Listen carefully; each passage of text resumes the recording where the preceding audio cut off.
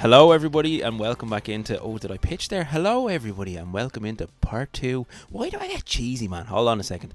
Hello everybody and welcome into part 2 of our top 10 Would you video keep all of them in, because that's definitely the best way to start part 2. Right, yeah, we'll fuck it. There's 3 different versions of them. So we just, in our previous episode, we just ranked our top 7? Our top 7. So if you've just landed on this one and you haven't listened to the first part, stop listening. Go back. Go to part 1. Yes. You big fucking idiot, and rate the podcast 5 stars, because someone hasn't done that in a while and it's making me very sad. Yeah, please do. I actually posted. Funny you say that, man, because I actually just posted a screenshot of we have 116 5 stars on our Instagram. Before we started recording. So if you're listening to this, some bastard now is going to put it down to a 4.5 stars. If you're listening to this, please rate the podcast 5 stars. You can check us out on Instagram and Twitter at Press Any Podcast. All the links to social medias is down below, and we're also going to be doing a post-show podcast over on Patreon where we... Patreon, press any button. Patreon, subscribe and give us money, please.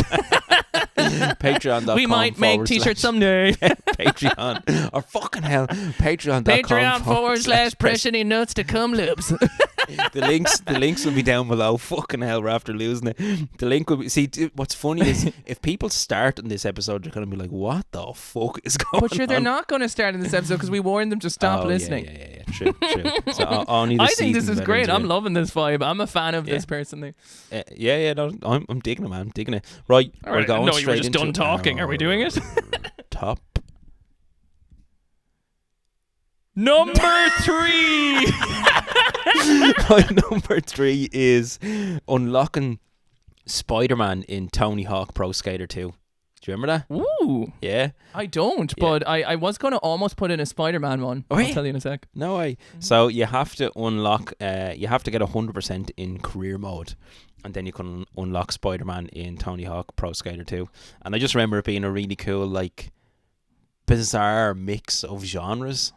For me at the time, that I was like, I know now, like, say with the Miles Morales movies, he skateboards and stuff like that, but back then I don't think there was, for me anyway, the relationship between Tony Hawk and Spider-Man. I was like, what the fuck? What's going on here? There's a superhero in a skateboarding game. But I just remember being really cool and really fun, and it kind of started off as a rumour. It was a retro rumour that you could unlock Spider-Man, and then eventually most people got around to doing it, and I just thought it was a really fun one. So yeah, number 3. It's very nostalgic for me as well, which is why I have it so high on my list. But Peter Parker is an anagram for Tony Hawk, so it makes perfect sense that he is the secret that works it on in there, and he's actually Peter Parker's alias on in there as a separate disguise for when he's taking photos for Joe Jonas, and he's doing kickflips on in there from the skateboard and squirting his dirt out of his little spidey hands. Jonas, J. Jonah Jameson. And anagram, that was very good. My number 3. This one is a bit of a roller coaster, and it's also spoilers for Red Dead Redemption 1. So, you know, I don't know, maybe you might want to be listening, but I feel like most people have experienced that game in some capacity or have decided to play the other one. So here we go. Yeah. Although Red Dead Redemption 1 is a sequel to Red Dead Redemption 2, so, you know, it's a whole thing. This one's kind of an unusual one. I call this unlocking the credits, because it's not very obvious how you get to the credits in the first game. Because, have you played the first one, Nisha? I have. Okay. So you will know that the whole time you're playing as John Marston, and you're doing your biddings for this guy called Edgar, and, you know, we're heading into the new world. Cowboys are dying out, and cars are coming in the, you know, the Industrial Revolution or some shit like that. I don't know my history. I'm kind of making this up. But Edgar is basically blackmailing you to, you know, the whole game to get rid of your old crew and to lead them to him to arrest them, or else he'll, you know, kill your family, essentially, right? So he's like, fuck, I don't have a choice, really. So the whole game is basically revisiting your crew from Red Dead Redemption 2 and taking them down, more or less. Yeah. But at the very end of the game, after doing all you do and you're on the farm, sure doesn't old Edgar and his team rear his ugly heads. And again, spoilers obviously here, just to give you fair warning. And John Marston comes out, he hides his family and takes a last stand, and he red deads all of them. And he goes pew pew pew pew pew, and you try and shoot as many as you can. But unfortunately, our boy John Marston gets shot in the chest like 98 times, and it's one of the worst deaths in video games. I remember being traumatized at the time, and one of the coolest things happens afterwards is the game doesn't like the game. It's over technically, but you can do the whole post game as his son 10 years later as Jack Marston. Deadly. So you continue playing as him, right? So you can go and you can do all the extra bits you missed, to get 100% in the game or whatever, and you can do the little side missions and stuff, and it's all revoiced by Jack, which is really, really cool. But to get to unlocking the credits at the end of the game, there's a tiny little question mark on your map after you do a couple of things and you talk to a couple of people as you're trying to find Edgar to get your sweet revenge as Jack Marston for killing your father. And what happens is you find old Edgar, he's old, he's past his time, and he's just fishing down by Blackwater. And you come up and you say, Edgar, this is me, Jack Marston. I'm here to avenge my papa. And you go into a duel mode and it goes pew, slow motion, and you go pew, pew, pew, pew, and you do all your little Red Dead tanks, and it goes pew, pew, pew, and you shoot Edgar. He falls to the ground, and finally, then the credits roll, and you've unlocked the credit sequence. Deadly, man, deadly. I remember playing that game and thinking I'd finished it, but I hadn't because of that. And I remember my friend Brian telling me how to get the end credits. So that's a very, very cool one, and a very clever idea, I think, from Rockstar. It was a Rockstar made Red Dead, yeah. A very clever idea just to kind of keep people intrigued as to, because someone might say, "Oh, I finished it, I completed it," and then someone else will be like, "What? No, you didn't. You haven't. Have you done this? Have you done that?" And you're like, "What the fuck?" And then you go back. That replayability to it. Very, very, very cool, man. I really like that one. And what a game. What a fucking game. And if you haven't, you need to play Undead Nightmare. And also, can you write this down? We need to do top 10 video game DLCs. Top 10 would be video game DLCs, because there's so many fucking good ones. And maybe also an episode on the noughties when Rockstar peaked or something, because the amount of games they brought out at the time was just incredible. So that is my number 3. Moving on to number 2. We're getting close and things are steaming up. They are indeed. And my number 2 is the special levels in Super Mario World. So Super Mario World on the Super Nintendo has some pretty cool kind of secrets, different level exits, different levels you can unlock. But when you get onto the Star Road and then you finish the Star Road, you have to complete levels in a certain way. Otherwise, you get a standard ending, and then it doesn't join the dots to create the full path around the star. But if you do that properly, you then go up the middle of the island, and then you fly up to what's called the special levels, or the special zone. And it is, I think it's 8 levels as far as I remember, and they are hard as fucking balls, man. They are so fucking difficult, really, really difficult, but so much fun. And because there's 96 level exits in Super Mario World. So, and when you get all 96 at the start, when you're picking your file in Super Mario World, you get a little star if you have 96, if you've gotten all the level exits. And I remember trying to do it, and I did it on the Super Nintendo. I did it the right way. And fuck me, man, those special levels, they nearly broke me. But I think it was I can imagine. Because again, you have to complete the Star Road in a special way to unlock a path to the special levels. It's so novel, and in fact, it's like a whole other world that no one, like 99% of the players, never got a chance to even see. Yeah, I think that's what I love about Unlockables, when they're like something that 99% of people didn't get to. Yeah. And it's something that the developers put so much work into. Yeah. Do you know what I mean? Yeah. It's like a whole other world that people didn't get to see, but they wanted it for the people who put in the extra mile. Do you know? Yeah, it's really, really Which cool. Is really, really, really cool. And like now, obviously, it's totally different with secrets in games. They're fairly well known because you just post about it online. But back then, it was the retro rumors, it was the schoolyard stories, it was that kind of stuff that these kind of secrets were kind of told and spun. And I just think, like, saying to someone, did you get to the special levels yet? And they're like, what are you talking about? What, special levels? No, I haven't done that yet. It's after the Star Road, because the Star Road is like the secret road. That's the secret. But then there's a secret beyond the secret. And I always remember like thinking there's a little island in the top left hand corner of I think it's Donut Plains in Super Mario World. There's a little island to the left and has 2 dots on it. and I don't know if there's a star that goes on there, but there's an empty space somewhere, and I always remember thinking there has to be something there. There has to be something there, and I don't think there is. I think it's just put in there to fuck with people. You know what I mean? yeah, just to give you false hope. Yeah. But I just think it's really cool. And again, I what I really loved about those levels, not just the fact that they were like the secret beyond the secret, but how challenging they were. And just how cool the thing looked, because it said it in like bright flashing lights. It was like casino style, like space level or yeah, something. yeah, like flat, really, really cool. So the special levels in Super Mario World, that's yeah, I think you're right. Like a lot of things obviously get posted and people scour the games, and there's so many people more connected through the internet that they can do it. But I think where it still exists sometimes is in secrets, maybe more so than unlockables, where it's like, for the first time since Resident Evil 4 release, someone who managed to glitch out of the map found a picture of one of the developers in a house that was discovered for the first time since the game launched.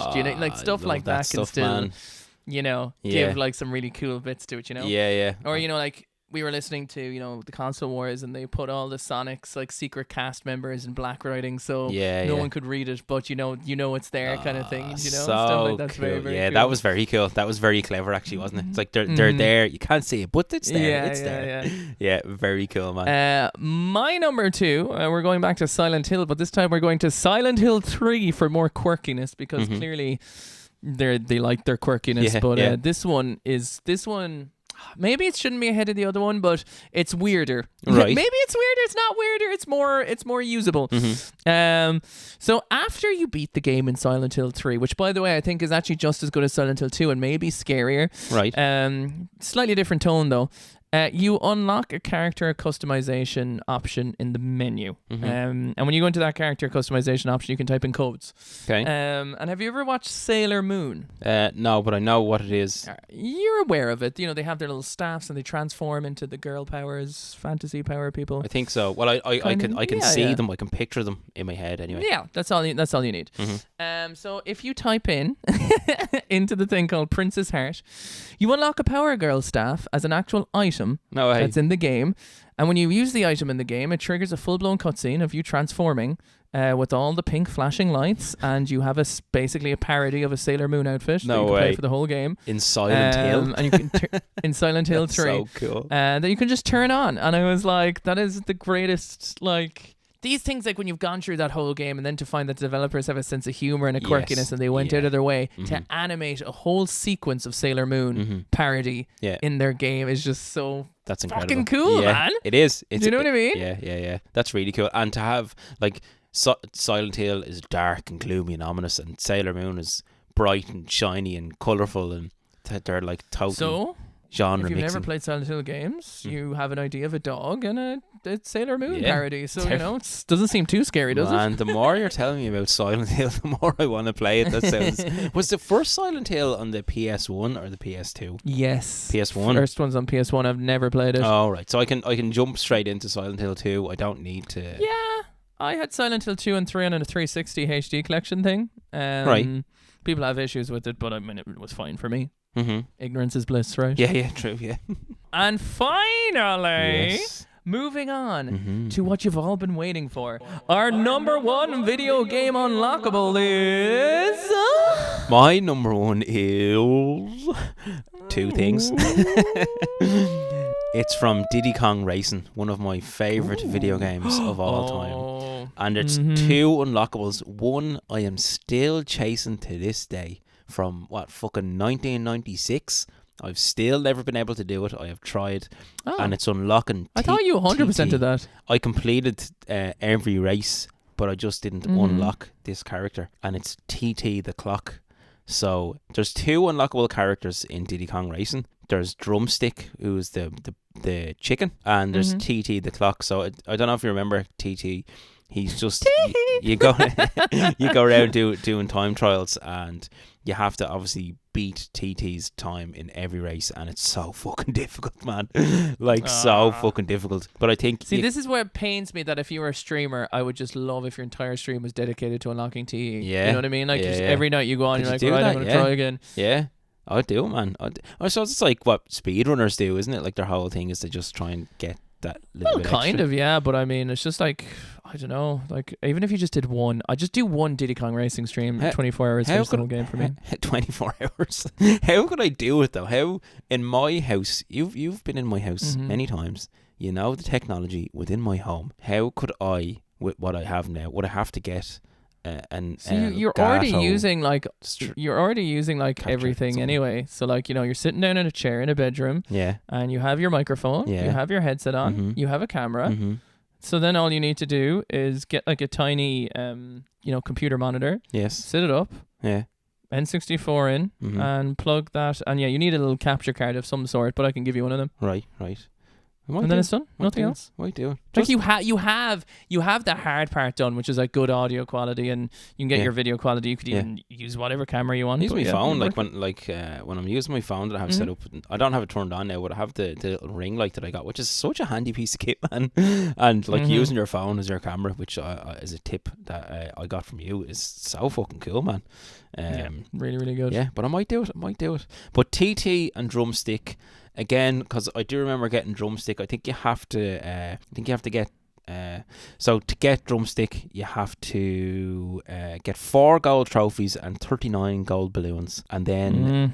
Mhm. So this is I had to write this down to make sure I got it right. So you get 4 gold trophies, 39 gold balloons. Then this makes a frog with a rooster comb appear in the hub center of Timbers Island, and then you have to drive over the frog to unlock drumstick.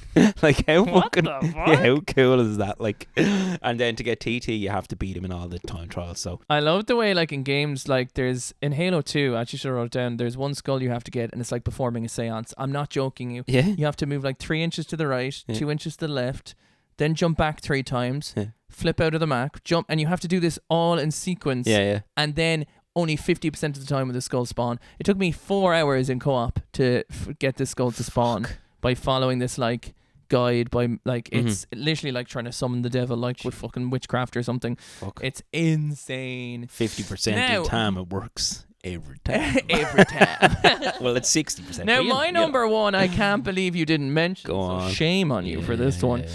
Yeah, betrayal, betray the community. Yeah, and the fact you didn't mention it and you put one in that wasn't even unlockable is fucking disgraceful. Classic niche. Classic niche show fucking banter going on here. So my number one, I'm playing it at the moment, Go and on. it's probably the greatest unlockable in video game history that Nisha didn't even think about, and he's not a real gamer.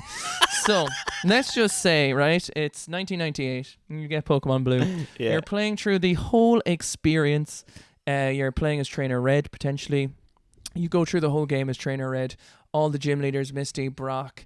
You travel with your companions. You get to the Elite Four.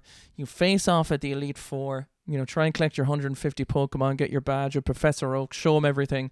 And you think your journey ends as Red, you know, and several years later in the year 2000, you reignite in the second generation of Pokemon, arguably the best sequels in video game history, introducing a day and night cycle that's in tune with real life, that Pokemon appear at different times of the day, and you're traveling on this new journey with a new rival and a new main protagonist that you're playing as, silver or gold in this place. And once again, you go through all the gym journeys and finally get to the Elite Four with all these new mechanics, all this craziness. And you finally beat the Elite Four. And upon doing so, you decide to return back to Professor Elm in your very starting place. And you chat to him and he says, I have a train ticket for you. And you're like, what is this post-game unlockable content?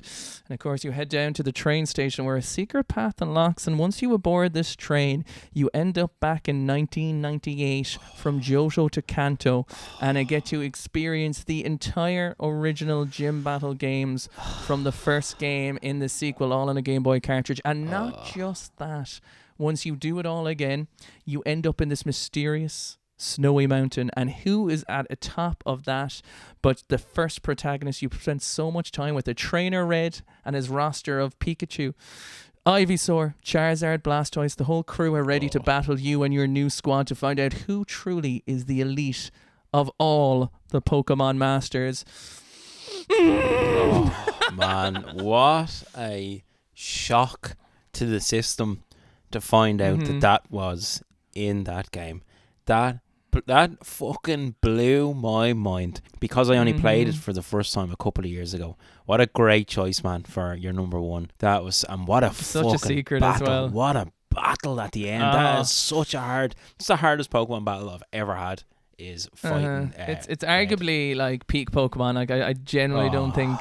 Like, I know for people who play Pokemon for like balancing and stuff, but I play Pokemon for the adventure, right? I don't play Pokemon statistically. Like, I know like the games get more balanced and stuff gets fixed, but I play for how immersive the adventure is. Right. And I think the real world balance between the games you played and then play later and how they're linked back, it's probably like, it's just the best sequel, I think, in any video game. Yeah, and definitely for me, the most memorable, intense, crazy unlockable of all time is unlocking the original game, essentially. Fucking you know? totally, man. Like, it's crazy. It's fucking crazy that it's there. Like, it's nuts, like. I couldn't fucking believe it, man, when I found out. Oh, so cool. It just I fucking love man, the Pokemon. Like, I'm overwhelmed with joy just talking about it now. The Pokemon Game Boy games are so fucking special, man. So fucking special. Unbelievable. And that, like Crystal, man, so fucking good. Yeah, it's probably. I really do think they're like the best sequels. And I'm playing at the moment on stream the remake of the DS version, Soul Silver and Heart Gold, and it harkens back to the fact it's probably one of the most beautiful games I've ever played. Yeah, because it has a little quality of life stuff with it. But you know the way we talked about this before, that like pixel art was perfected and it's at its peak. Yes. This particularly in this game, and you know when I'm streaming it, right? I start stream at 3:00. Yeah. By the time I'm finished, it goes from daytime to nighttime in the game. So there's 4 stages. It goes, the sun starts going down and down and has these different color palettes. So like getting to have the game represent my actual day to day while I'm streaming it is just so cool. That's so cool. fucking So great, I had to include it. That's really, really cool, man. What very pricey too. If you're playing the DS remake, I think it's like 150 quid for a copy of it just on its own. Fucking yeah, hell. Very pricey. I'd love to play Leaf Green and Fire Red. I've never played them. I have Leaf Green and the box and everything. Yeah. You play it on the GameCube player. You should definitely do it. Yeah. Do you have the GameCube player? I do, yeah. Well, I don't have a disc. That's the important part. Or you can borrow my disc, but the disc is the part that everyone like. That's expensive. The pricey part because everyone loses that, which is really annoying. Oh man, what a fucking great number one. Oh, that is after filling my heart with nostalgic joy. That was really fucking what a cool unlockable, man. What a fucking cool unlockable. That's so great. Oh, talk about going the extra mile, you know. Yeah, totally, man, totally. Right, well, that was our top 10. That was really cool, man. I really enjoyed that. I suppose we will talk more if you want to hear more of our thoughts on our top 10. You go to patreon.com/press any button to continue. Patreon.com/press any button to continue. We're doing a post-show podcast. But now we have asked our listeners for their favourite unlockables. We got some really cool ones in. So do you want to kick it off, or will I kick it off with our listener? Work away. You start off there. The first one we have is from Brian Regan 09. And Brian said, oh shit, hold on. Sorry, I have to move my screen up because I'm technologically challenged and your camera was covering Brian Regan 09 has said, oh Deadly, you have to mention the fake unlockables about Lara Croft that plagued the Tomb Raider games. Everyone wanted to see them pixels. And that's true, you know. And the cheat that was said to make her naked actually made her jump and explode. Oh, what? Yeah, what? You told that on an episode before, didn't you? A long time ago. Very early days. Yeah. It made her explode. I think it was Retro Rumors. That was the second episode. That was fucking very cool. Yeah, that's hilarious. What a funny little trick to play on your like on the fans of the game. That's fucking hilarious. Very good. Thanks, Brian. Old mate, aka long-time friend Richard from the Richard Story Chronicles. We don't, I suppose, hear much these days because I've gone through most of them in 40 episodes. But he says, in Lego Star Wars The Complete Saga, oh, I know this one, it's fantastic, I almost put it on my list. In the bonus room, right, there's a door marked trailers, which lets you watch the trailer for Lego Indiana Jones, The Adventures, then known as Lego Indiana Jones the video game. After viewing the trailer, you can buy Indiana Jones? What? Wait, you can buy the character, is it? What? I'm assuming it's buy the character. After viewing the trailer, very you can cool. buy Indiana Jones. He must mean you can buy him as a character to play in the Star Wars games. What if he means you can buy the... What? Hold on, I'm slightly. I'd be shocked if you can buy the game because I don't know how that would work because it's PS2. No, it's 100% unlocking the character because it was on the PS2 and it was on the 360 in fairness, but I think it was on the PS2 as well. Yeah, Or maybe the complete saga wasn't on the PS2 and it was only on the 360. I think it's cool, man, that like neither of us know about this. This is like the thing about Unlockables, even in the modern day. And I played that game and fucking loved it. And I played Lego Indiana Jones and I loved it. I didn't know this. Do you know what one he failed to mention actually? If you get 100% in everything, you unlock a new room and it's Lego City World. It's actually like just a classic Lego City where you can just run around and it's another level. Like just a whole new level playing as Star Wars characters in a very old retro style generic Lego playset. Deadly. That's really cool, man. Really, really cool. Thanks, Richard. Next up, we have Mr. Dave, and Mr. Dave wrote in and said, your man's egg key, etc. in the Banjo-Kazooie games, and I think in Tui you become and he has it blanked out. What does that mean? Click on it and it will unlock it for you. Oh, what? Fuck off. I can become a dragon! Not the fuck! Is that? I didn't know you could do that. I didn't know you could. That is fucking deadly. No way. I've just unlocked an unlockable through You've unlocked Discord. An unlockable in Discord. That is fucking... So you can cover stuff and censor it so you can unlock it. Dave, props to you, man. That was very clever. I did not know you could do that. That's very fucking cool. Yes, the key. There you go. There's another one. Another person mentioned the key, and then the dragon. That was very cool. But he continued on and said, "Unlock an arcade Donkey Kong and jetpack in Donkey Kong 64." I've never played Donkey Kong 64, but I know it's. I know. I'd love to play it. Yeah. Me too. Drumstick and Diddy Kong Racing, gradually unlocking all the fighters in Super Smash Bros. Ultimate, the Secret World in Super Mario World, gnarly and tubular levels, etc. Literally any secrets in Donkey Kong Country series. So a few of them there. Actually, myself and Dave had a few of the same ones. Drumstick, the Secret World in Super Mario World, and then Donkey Kong Country series. Yeah, that Donkey Kong Country series. Or Donkey Kong Country had a lot of like collectibles, you know. Have you played the Donkey Kong Country games on the Super Nintendo? It's funny you mentioned that. I think I'm going to be playing it tomorrow. Oh, it's really good, man. I've never played Donkey Kong Country, but quite difficult. Me to play it, and I was like, it'll be a first impression. Yeah, Switch Rewind. You never know. We might be okay. Oh yeah. I think I played it on the SNES Mini. You know the little fella. And I do. It was. I remember like it. I don't game rage very often, but that game because it made me fucking rage. Very, very cool. Thanks, Harry Mr. will Dave. be happy to hear that. Yeah, he will, absolutely. Teapots and Dragons says, oh man, look, this goes to show I haven't read any of these, but clearly our brains are intertwined because I already mentioned Halo 3. Of course you would as well. Collecting unlocking the skulls in Halo 3 was the greatest time. I especially love the Grunt's birthday party combined with I Wanna Be Your Daddy. I think that's what that stands for in the skulls. The name of the skull is based on a statement uttered by Sergeant Johnson and the gunnery sergeant stacker in Halo Combat Evolved. In the last level on Legendary Difficult, I would have been your daddy. Sorry, that's what it is. But a dog beat me over the fence. Further, the skull's description of Halo 3 reads, but a dog beat me over the fence. So yeah, it's a throwback to, I think, which is... so like there's specific dialogue options in Halo that only occur if you play them on really high difficulty levels that wouldn't appear if you played it on normal, which is really, really cool in the first place. Yeah. And then this is a meme that the game carries over, to Halo 3, which is awesome. That's cool. I think the Headshot Confetti added an extra cheeky dialogue, which was wonderfully unnecessary, but memorable part to my unlocking experiences. Again, it really harks back to a time where all the unlockables were within the game and you weren't, all the secrets were in the disc you had, an unlockable on the disc, and there was none of this bullshit, man. One thing I really like, I'm all for modern gaming, but I'm really, really against this, like, putting unlockables as extra paid content. Do you know what I mean? It's like that is to me just like crazy.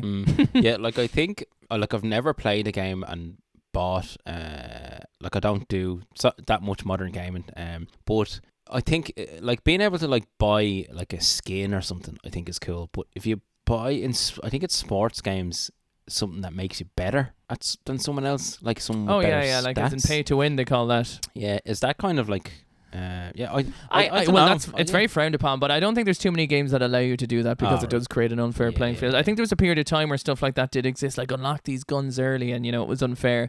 But I think now it's pretty okay. My problem I have with is the fact that games will purposely have extra content done and then release it as DLC and not include it in the game first day. So you know what they'll do? Like they'll be like, all right, part 2. You know, it's like us doing part 2 to this podcast. It's like, well, you have to pay for that part even though we have it done. Patreon. Do you know what I mean? Yeah, that'd be a bit shit, wouldn't it? Like, you know that's what I mean? genius, actually. Fucking hell, guys. Patreon.com/Resident to continue. Oh god, yeah, very very cool. Thanks so much, Teapots. Next up we have Zanfan, and Zanfan wrote in and said, for me, the first true time I tried to get unlockables was in Grand Theft Auto 3 and the hidden packages. When I grabbed the first one by accident, no less, I was like, shit, there's 100 of these bastards. Not the thing to tell a 21-year-old that was drunk with his buddy and determined as fuck. Me and my friend made it a weekly thing where we got together, ordered junk food and got drunk, etc., and just played the game with Flashback FM blasting the Scarface soundtrack, trying to get all the packages. Finally, after a few weeks, we got the 100th package and got rewards. Now, while we weren't excited about the reward in the end, we realised it wasn't about the final weapon reward or the cash, but we looked back and realised how much fun we had had together all those weeks and how we wouldn't have traded it for the world. Good times that we both still reflect upon to this day. It was a very communal thing, and it's a memory I will treasure until my death. P.S. Welcome back, boys. Can't wait to hear what fun stuff you guys are going to celebrate throughout the season. And Keith, I promise to check out the streams more often since my change to day shift is finally fixing my sleep pattern to normal. Kiss, kiss, kiss. I'll be waiting, big boy. Man, the hidden pack or the packages, it seemed impossible to me. The Grand Theft Auto 100 packages. I don't know why. It just, that game just seemed, when it came out, so vast. I was like, I can never experience all of this. It's too big. I'm curious to know. I wish I knew what the actual rewards were because I've never done them. Yeah. Obviously, it looks like you might get money and stuff, but I'm actually not sure. I would have been curious to know if you could let us know in the comments on the episode what actually was the reward. I'd be interested to know. But I suppose, but as he said, it was the journey to spend that time with their friend. You know, just hanging out, drinking, eating food, so cool. Playing games. Like, that's the shit that... I love when you play a single player game together and there's something like that that's kind of hard to do and you both tip away at it. You know, you take turns. You're like, I think I can jump up here, and then you die. Like, I remember playing Super Mario Maker with a buddy of mine as well, and just like taking turns trying to get through the level, and it was just fun, you know. Yeah, absolutely. No, it's a really nice way to play games. Very, very cool. Thanks, Chris. Dinner Dog, which these come with a bit of photos, so if you would like to pop into our Discord, the link should down below if you want to catch up on these in the episode question ideas. And of course, if you'd like to be part of these stories, please do join the Discord. But the stupid bonus finish screen when you got a gold medal every level on expert mode in Lilac Wars, actually this might be the best picture we could use for the episode art, and it's just a picture of the Polygon Fox crew with almost Comic Sans writing above that goes, great. And they just look like they don't look like they're after enjoying themselves whatsoever. No, they look like they have a bit of PTSD, to be honest, and they're staring like their souls have left their bodies. But that's Nintendo 64 graphics for you. He also mentioned getting the different color palette on Super Mario World when you get all 96 exits. I didn't know that was a thing. It makes it look very autumnal. Yeah, it does. And what it also does is it changes the Koopa Troopas to like Mario heads or something like that. So it changes. I don't know if it's in Super Mario. Is it Super Mario World? Yeah, when you change the color palette, I'm fairly sure the enemies change a little bit as well, or some of the. Are the levels a different color too? Like, are they all in that brown style? Remember. Like, I think so. I can't remember. I'll have to check it out and play, but I do remember seeing the map like that. And again, as you said, it's the 96 level exits. Have you tried to like 100%? I'm not really. No. I'm not a 100%er when it comes to games. This is one of the very few ones that I've done. It's a fun challenge. Haven't. It's a fun challenge. I think it just boils down to the fact that, you know, it was a game, like, I didn't get into gaming just yet when it came out, so it's like I go back to it and I play it, but I haven't, like, you know, got that graw to 100% just yet, but maybe one day. Yeah. He has another one there. Doug also says, Also, mirror mode on Mario Kart 64, all tracks reversed, baby. That is a cool little secret classic. Yeah. Now, Super Nerd has a fairly lengthy one that looks related to generations of Pokemon. Go on. So feel free to read it all out, but if you want to take every second thing on it, we can. Yeah. Super Mm-hmm. Nerd said, thanks, Dinner Dog. Super Nerd said, I have been a completion obsessed nerd for my entire gaming life. I tried to complete everything I come across. I have organically attempted to complete every single Pokedex in the series and have not finished Gens 5, 7 and 8. But this one is only a few Pokemon from completion. That's really fucking cool, by the way. It has been a tremendous journey from start to finish. I was lucky enough to receive all the supplies to finish Gen 1 and Gen 2. You just need a Game Boy, a friend with a Game Boy, and 2 games, or the boon that was Pokemon Stadium / Pokemon Stadium 2, an N64 and 2 games / controller / transfer packs. Yeah. I had a lot of friends with Gen 1 games, but Gen 2 required Stadium 2 for me to finish. That's pretty cool. I didn't know that. Gen 3, I struggled for a long time to finish until I got to my local Quiz Bowl club. So that's Ruby and Sapphire, I think. Basically a trivia competition club like they show on TV. In movies where you hit the buzzer to answer the questions and they ask as quickly as possible. There I met somebody who allowed me to borrow his Game Boy Advance in order to trade with the last few exclusives that was missing from my Ruby version. That is very cool. Then Gen 4. Gen 4 presented me some issues. I had a fat DS, the one that allows you to play Game Boy games, and managed to trade with some friends to complete the main decks, but then had to transfer up all my Pokemon from Ruby, Sapphire, Emerald, and that was a process. You have to release them into the PAL Park 6 at a time and then capture them 1 at a time. Crazy waste of time, but it was an adventure. Jesus, that sounds like a laborious task. Jesus. But the cool thing about Pokemon is they're all serialized. So like your Pokemon, your Squirtle from Blue could be in the latest Pokemon game and it's actually that Pokemon. Are you serious? Yeah. Yeah. So they're all serialized and it could be the same nicknames and there's all different ways of transferring them. So if you kept up to date with the generations, you could keep moving your Pokemon from one game to the next, from one game to the next. That's fucking really cool. At least up to like the 3DS anyway. I'm not sure about the Switch. Gen 5 I unfortunately missed out on buying in time to play, and the internet for the DS shut down before I was able to play the games. I'm going to be completing them on emulators with the help of fan servers. Nice way to go back to it. Yeah, that is a really nice way to do it, absolutely. Gen 6 then. Gen 6 presented the biggest challenge of all. I had to play the game over a series of months, complete it over months more, and racked up 999 hours on the game before I even completed the decks. Fucking hell. I completed the game while waiting for a Greyhound bus that would take me on a 24-hour trip to Texas from Detroit. Holy fucking shit, that's dedication. How awesome though is it that you had that game for those 24-hour trips though? Do you know what I mean? Like, must have been a fucking lifesaver. Yeah, that's so cool. Gen 7, I really just ended up disliking the games and how they played, and then the DS internet shut down before I was able to complete the decks. I've been trying to finish those one with some local area trading. It's a shame now. Twice the internet shut down before I could complete it. That's an awful shame. But then Gen 8, I got caught up trying to raise everything to level 100 before I finished the decks. My OCD was very bad at the time, but I'll surely complete it soon enough. I've never done that. I don't think I've ever had a single Pokemon to level 100 that I remember. I think I got one to level 100 right out of curiosity to see how high the levels go as a kid, because I think as a kid I used to just focus all my energy into a Charizard. So it's like I just mashed through the game with the one Pokemon in my first playthrough, you know. Gen 9, Legends Arceus happened maybe the most smoothly of all because I had the most friends who were not only willing to play but also willing to trade. I guess this is the joy of having a modern Pokemon game when the internet service is working. I managed to complete these ones more quickly than any other generation and with the least hiccups, but it's easy to say these ones were probably also the most fun aside from Gen 6. That's pretty cool. Super Nerd Azzy. Yeah. Thank you so much for your submissions and thank you for popping on in. Yeah, that was very cool. That was a really, really cool submission. Breaking down everyone. That's really cool. Thanks so much. Next up, we have Ben, aka Laser Steak.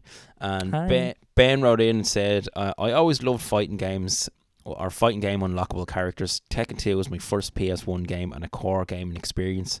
Beating arcade mode and then seeing a new character to play as absolutely blew my mind. There were loads more to unlock as well as boss characters too. Absolute old school PS1 gaming glory. That's unlocking like an extra fighter in the game is fucking. Tekken 3 for me was like so good for that too, because really, like I was invested in the characters. Like I'd read the manuals about their blood types and their age and where they came from and their history and the cutscenes, and I get invested in like unlocking characters, man. It's such a good way to get me to play your game. Like Smash Brothers. Yeah. Like unlocking all the characters by doing like crazy feats. Like that's what I want in my game. That keeps me playing. You know what I mean? Yeah. No, that's very cool. Very cool. Thanks, Ben. Gar says 2 ones that stick out for me: unlocking Super Sonic in the Sega Mega games, which I don't think I was aware of until the intro to Sonic 3, where Sonic was already Super Sonic, but it's stopped by Knuckles, who steals the emeralds. The second is unlocking Smoke and Cyrax in Mortal Kombat 3. Owning the mansion in GTA Vice City was a big one. There was also a dealership you could buy, which would allow you to steal cars. There are 4 lists of cars to steal, and after completing each list, you get a really cool car that appeared in the dealership. I spent a ton of time messing around with these. Love the GTA stuff. That sounds familiar. Another one's trying to unlock... Sorry, that GTA Vice City one sounds very familiar to me. Yeah, it's one I've done. The car one, yeah. Another one was trying to unlock the main game in Driver. Let me explain. When you start Driver, you're into tutorial. This is infamous. Are you aware of this tutorial in Driver that no one can pass? It's like no one gets past the tutorial in this game, essentially, because it's just so fucking hard. In an underground car park where you have to perform certain maneuvers before the clock runs out. To this day, I still can't do it. Imagine buying a game and not being able to play it, like just at all. Also remember unlocking weapons and armor in the first Ratchet and Clank game. That was wild. And unlocking gadgets for the water gun in Super Mario Sunshine. Cool. Lastly, unlocking the different gadgets for Ape Escape, which is a game I'd love to play. Yeah. Especially the RC car. Gar, thank you for your story. Yeah, nice. Some great ones there, Gar. Yeah, definitely. He's after jogging something in my memory with regards to the car dealership in Vice City and the mansion. Very cool. And then look at Super Sonic. You know what I'm talking about? Super Saiyan. Come on, Dragon Ball Z. You know how do you unlock that again? You get all 7 Chaos Emeralds. And then 100 rings or some shit. Yeah. And then you become Super Goku. So Tichu wrote in, hello Tichu, and said, first up, great topic and congrats on 4 amazing seasons. Keep it up, ladies. Thank you so much. Love he said laddies. Oh laddies, yeah. Oh yeah. But we can be ladies. I don't mind. Me. Yeah, whatever. Love unlocks. More modern games should have the option to unlock characters/stages like the old days, and a one-click option to unlock everything if you want to just get stuck in. That's actually a really good idea. Just totally open up the full content of the game. That's so everyone can enjoy them. Yeah, that's really clever. For me, some top unlock moments were Ocarina of Time, unlocking Epona and seeing that grumpy prick Dingo or Ringo, whatever his name is, stare at you helplessly as you jump over the wall for freedom. Love that cutscene and riding around Hyrule. Very, very cool. Then they said Sonic 3, like Gar, I loved unlocking Super Sonic and Sonic 3 and Knuckles. You help Sonic with his painful blue balls and bam, Super Sonic. But with the Knuckles lock on, you can go bigger, harder, faster. That was in all capitals, by the way. And get Hypersonic. What the fuck? I didn't know about that. I'm going to have to fucking check that out. That sounds pretty cool. Is Hypersonic where he's like platinumy, shiny, colourfully? I don't know. I'm going to have to look that up. That's fucking class. Banjo-Kazooie, finally, like Mr. Dave, stop and swap in Banjo-Kazooie. Original plan was you'd leave the N64 on and swap out the cartridge with Banjo-Tooie, Donkey Kong 64 and more rare games with a 10 to 15 second window as it's saved in RAM. But Nintendo warned Rare about breaking carts, so they pulled the idea. Key just sits there doing a fuck all. I fucking love that key, man. It's back. It's back in the Xbox LA version. What's Xbox LA, Keith? Live Arcade. Right. Kinda, you unlock a new Kazooie form and car parts in Nuts and Bolts. Oh, woo! Wow! Oh, wow! Sorry. Thanks for teaching some very cool ones there. We didn't talk about Ocarina of Time. The gold Skulltulas, or Skullitas as I used to call them, the Unlockables. You know the way you unlock the stone rumble pack? Dude, how did I not put the Fierce Deity Mask from Majora's Mask in as the top 10 Unlockables for getting all the rest of the masks? I just did, yeah. You think it would have popped into my mind. We have a beautiful message from Game Raider Paddy, who says, "Oh crap, I missed it." That's it. And this episode was inspired by Paddy. He said in our episode recommendations. Is it? Do you have a recommendation thing? He recommended doing an episode on Unlockables. So thanks, Paddy. But you missed the cut. We'll get him on the next episode. We will. And Alistair says, surprised nobody mentioned Super Smash Bros. Melee between unlocking new characters and unlocking the trophies. It is like a classic, I guess. The interesting thing about Smash Bros. Is the game revolves around unlocking them. Do you know what I mean? Yeah. So like that is kind of the game. So I guess sometimes it kind of goes out of people's mind because the game is unlocking, I suppose. But yeah. Great suggestions nonetheless, guys. Thank you so much for all your stories for our top 10 video game unlockables. It was a blast. Fun. That was really, really fun, man. Some very nostalgic ones as well, and some great stories from listeners as well. So I really, really enjoyed it, and a nice way to kick off season 5, man. I'm very excited to see how we go with a new episode every week, splitting them into 1s and 2s, and then some extra bonus Patreon content. So it's exciting times for the podcast, man, and it's good to be back. More content all the time until we have a breakdown. So enjoy that until that happens. And if you would like to continue on the discussion, we'll be moving over to Patreon for a little after hours erotic conversation. We do make sure we're naked when we record that as well, just FYI. Yeah. So there will be a lot of heat going on. Nisha, welcome to season 5. Thank you very much. It's beautiful to be here. I noticed that beautiful is my go-to word. Actually, do you know what? I'm going to save this because I'm going to keep rambling here. Thank you very much. I'm delighted to be here. It is a wonderful place, season 5. Press any button to continue. It's a wonderful podcast. It's beautiful. It's so beautiful. Bye. See, we can't wrap it up because we know we're going straight into something else. It's so beautiful. But oh my God, Paddy is literally writing now. Oh my God. Hold on. No. He just said, fuck my life. And again, I've been too busy to even sit down until now. Well, you are officially too late. Will I write to him and say, will we keep this in? This is our outro, and say to him, we're recording right now. We're just about to finish. Write them quick. Right, are you ready? I'm going to leave this in. I'm not going to edit this out. We can talk about it in the Patreon. Oh, yeah. But then, you see, what if Paddy's not a patron? Then he won't know about it, you see. Well, that's his own tough shit for being late. If he was on time, he wouldn't have a problem, you know? People have to pay for being late in life, unfortunately. And here we are. If he's not, we'll get him in the next episode. Thanks, everybody.